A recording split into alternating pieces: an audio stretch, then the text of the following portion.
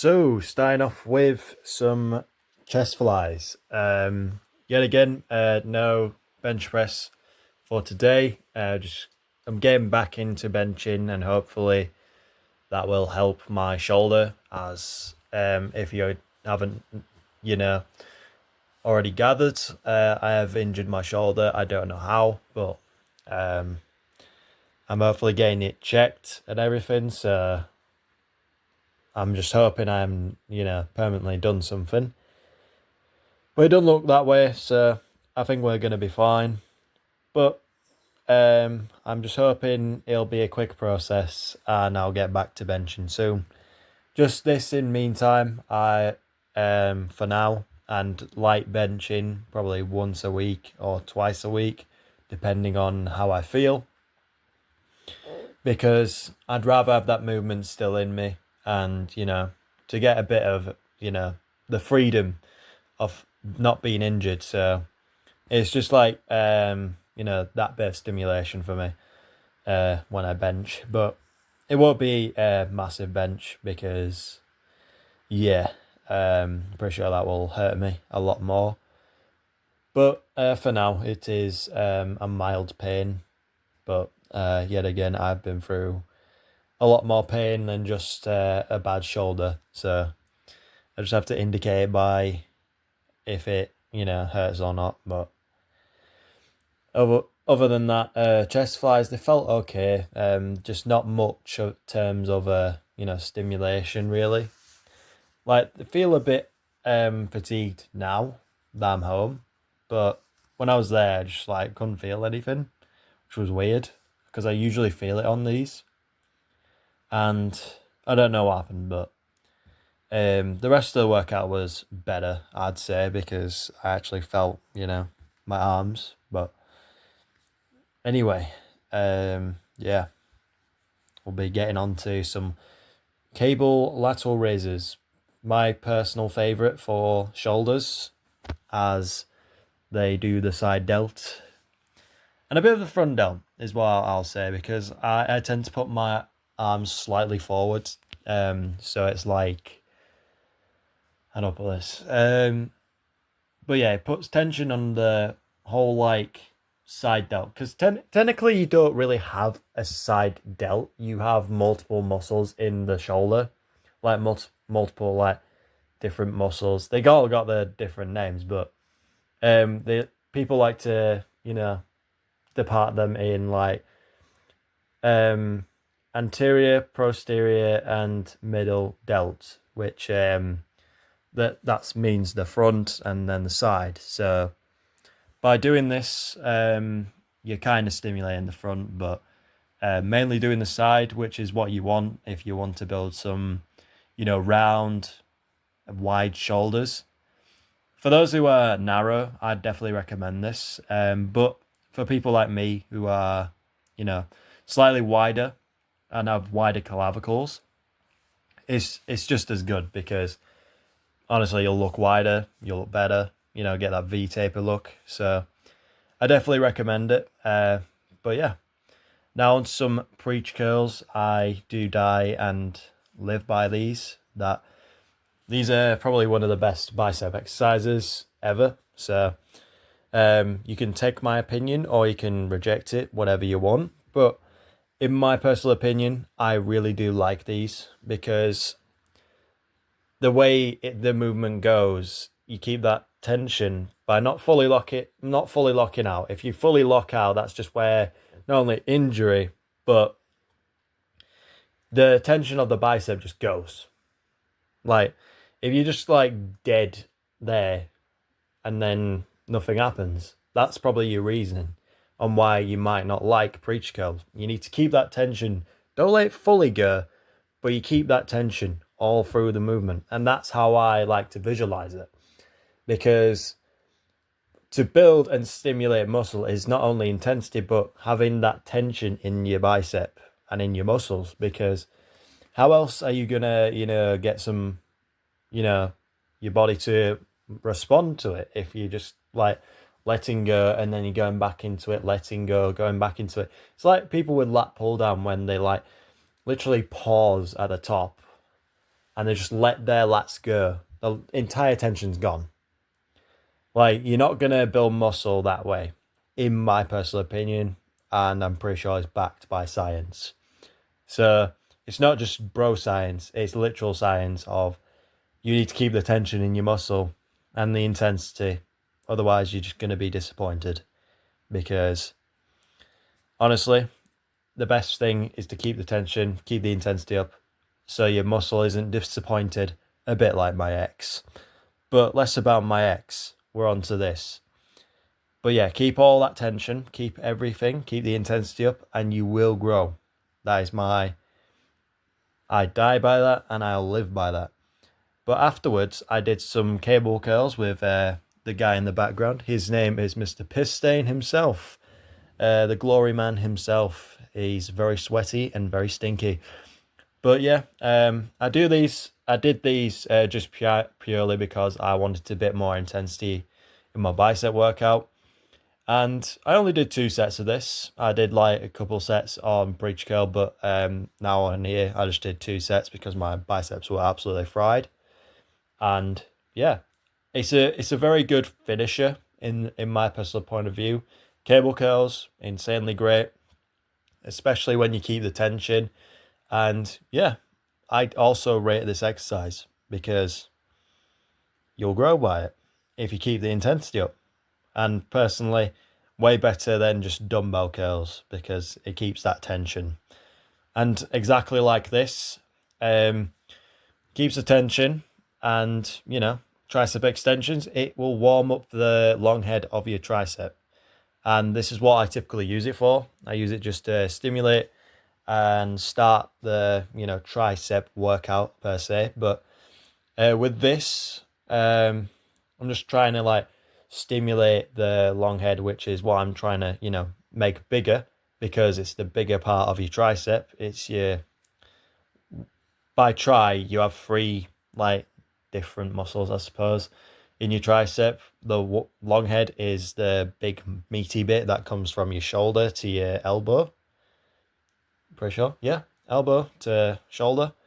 And that's the bit you really want to stimulate. Not only do you want to stimulate the others, sure, but you also need to stimulate that one, which I tend to use this movement to just try and get, warm. So when I go into tricep push down, it also stimulates it way more, because if you do tricep push down, it typically does the overheads as you are pushing basically forward and not behind yourself, which if you do cable behind the head stuff or skull crushers, that typically does the long head. But with some tricep extensions, you can typically get that movement down without looking like you are rubbing your ass against the pole or whatever, stand, which you don't really want to do. And also, I'm not a big fan of it personally. So hence why I do tricep extensions, then tricep push down, as you can see here. It just adds to that intensity part as well.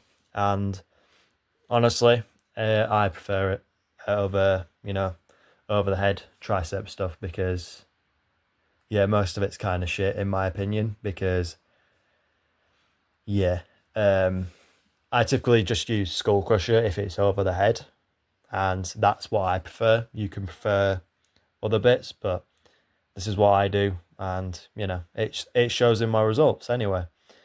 But yeah, that's the workout. It was all right, but anyway, enjoy my little posing segment, because I pose and everything at the end of workouts. I try and show off my muscle, if I have any. But anyway, thank you. Na festa do fim de semana, só rolê bom. Ela chega e desencana com passo bem sou, passo bem sou, passo bem sou. Na festa do fim de semana.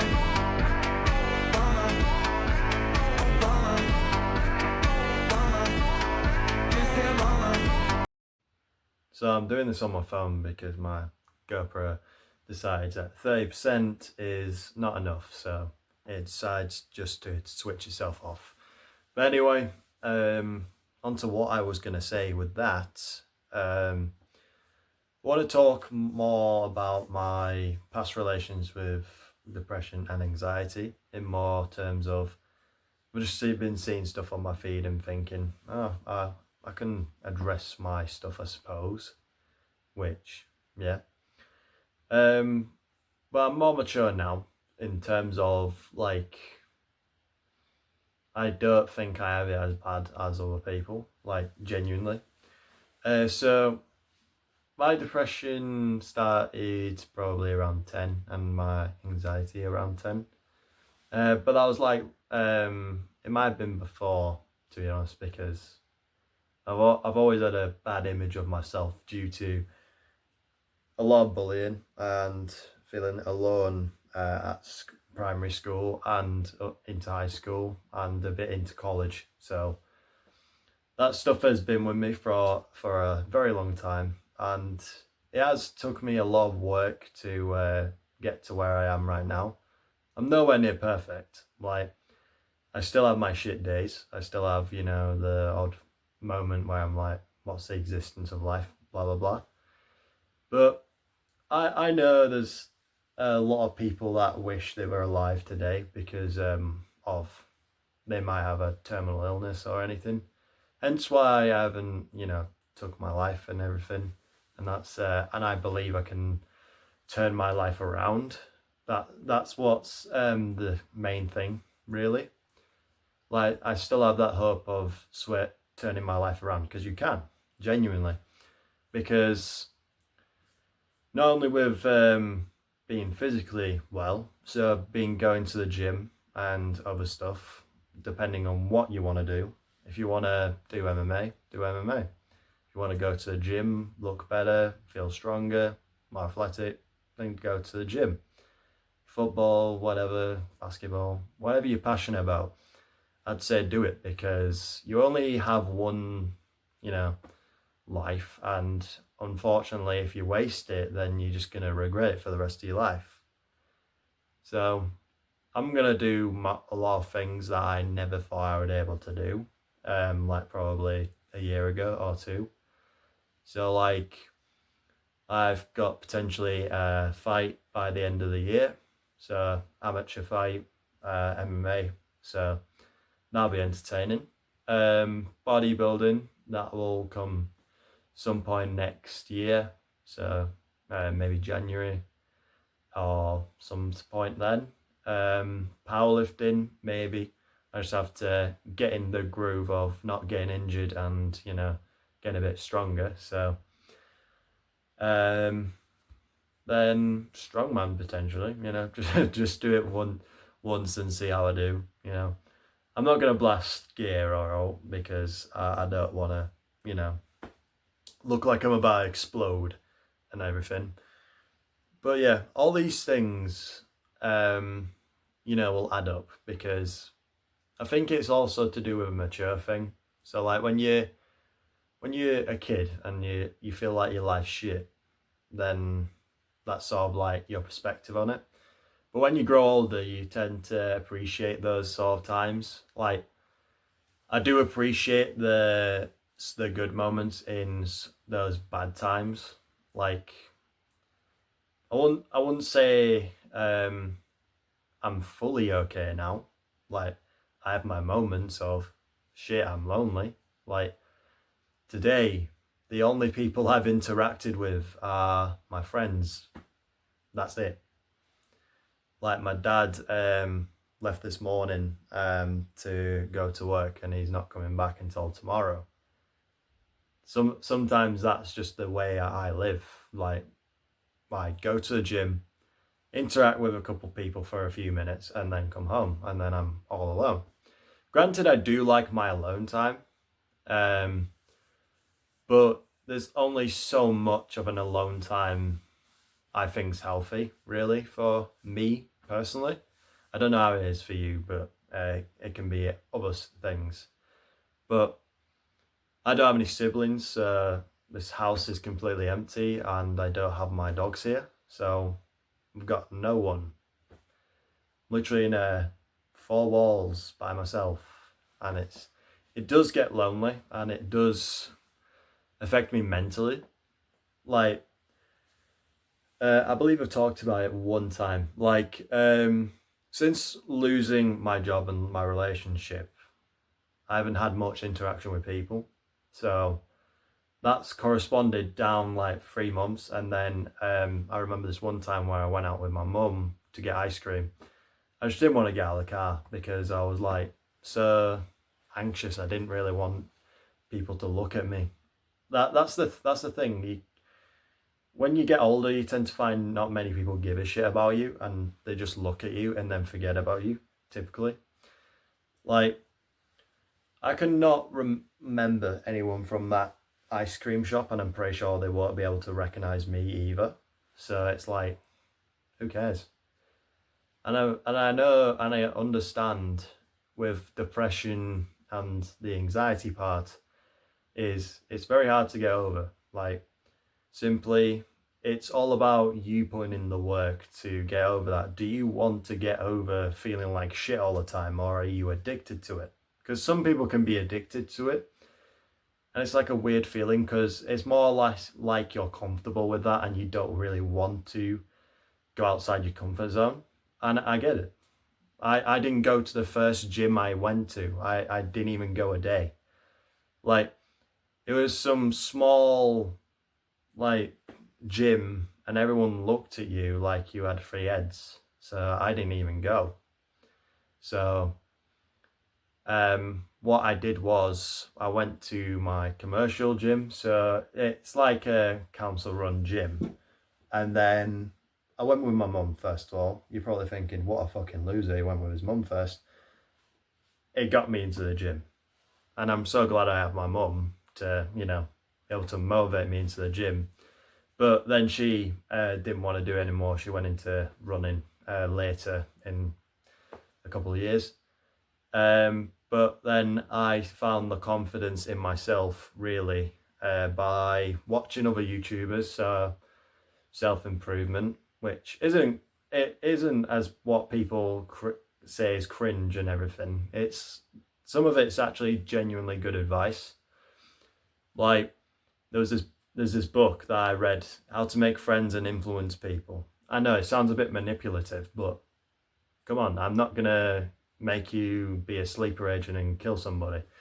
But with this book, it shows you how to interact with people, which sounds stupid, but genuinely it helps me because I had zero social skills.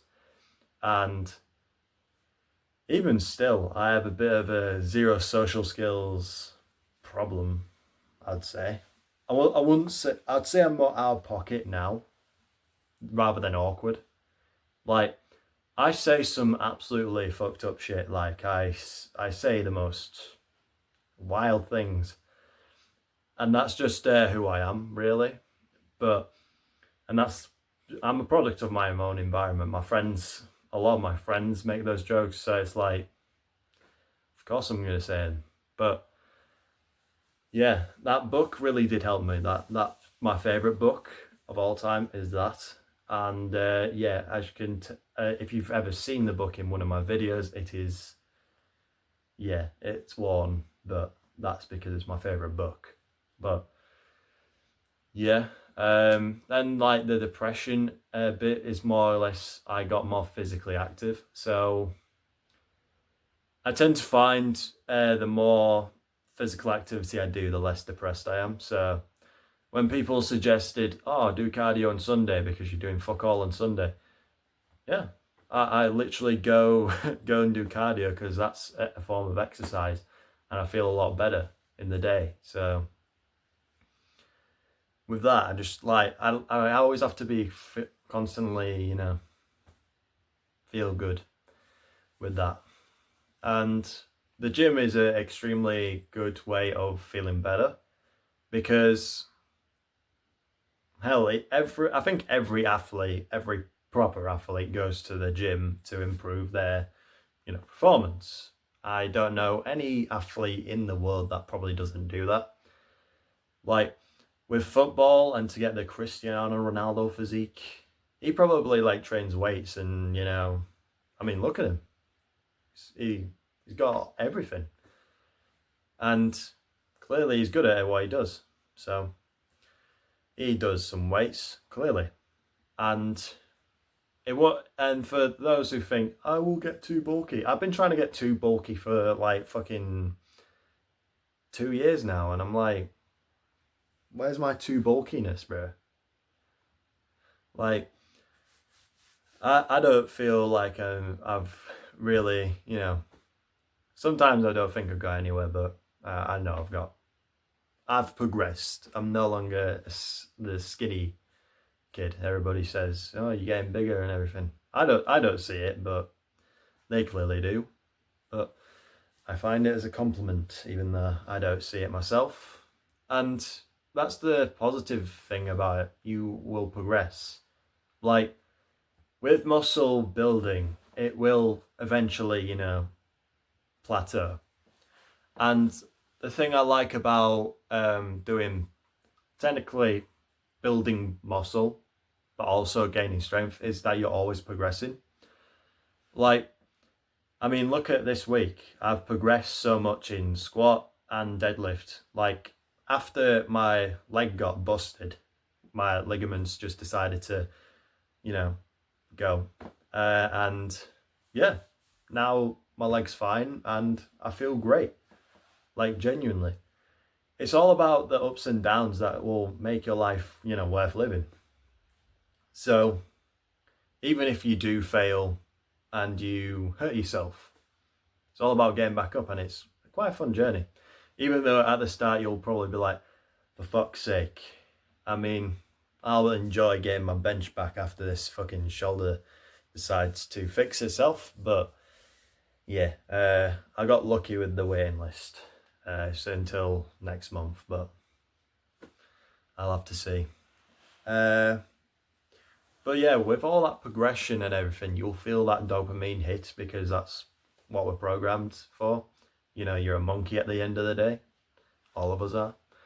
And, it stimulates that good feeling, You get that dopamine that you'll probably get from, I don't know. Arnold thinks it's by, whatever.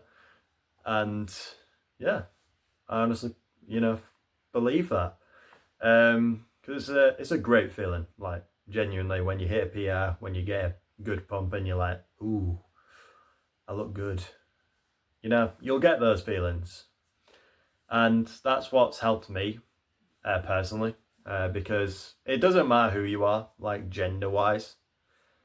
If you go to the gym and you improve yourself, you will feel amazing.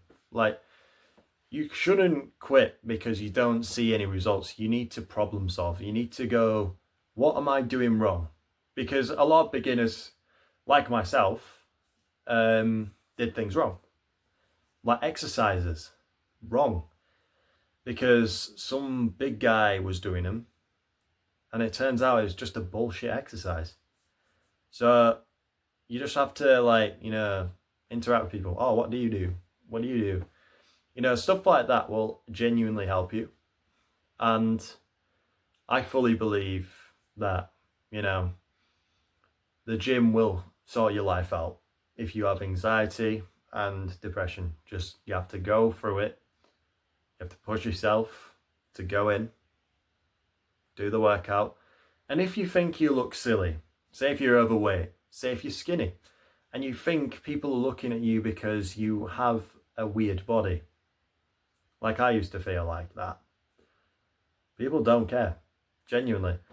And honestly, if I'm staring into one space as a normal gym goer, like if I'm staring at someone, I'm likely not staring at them. I'm clearly dazed and I'm just like, out of my mind, I'm like, what the fuck is going on? But that's the main reason some people stare. Like, even if you're just a girl, if someone's legit just like going that or like that, they're likely dazed or something, because I don't like to think people genuinely just go at people. So it's like, yeah. But yeah, the gym will help you, and you just gotta stay with it. Do your research. Like, I'm thinking on making a video where it's like, here's what I've done in the past, and all this?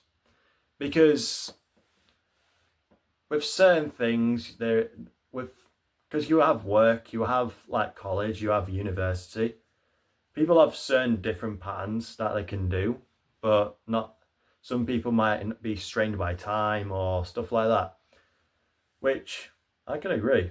A lot of people are strained by time. So it's like, how much do you want to do and what kind of training do you want to do? Because I do 5 times a week, and I'll argue most of that's hypertrophy and some of it's strength. So like, I want to get bigger and stronger. So by doing certain exercises at the start of the week, so I might do my squat, bench on my push day. Like, people are like, oh, why do you squat on your push day? Powerlifting. And then I have a leg day, so I don't even do leg day twice a week. I do it once. And I say that helps me because I tend to go a lot harder on leg day than I ever do most of my upper body days.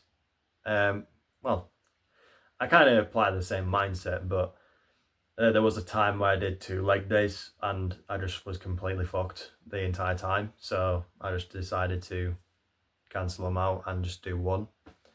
But that's just me. You can probably do 2. I mean, most girls who want to build an ass or, you know, a good upper body, train twice a week, you know, just do upper lower, you're probably fine. And same for guys too. If you just want to build a good physique, well, or an aesthetic physique, then upper lower, if you don't have the time or just can't be asked, upper lower, try your best, you know.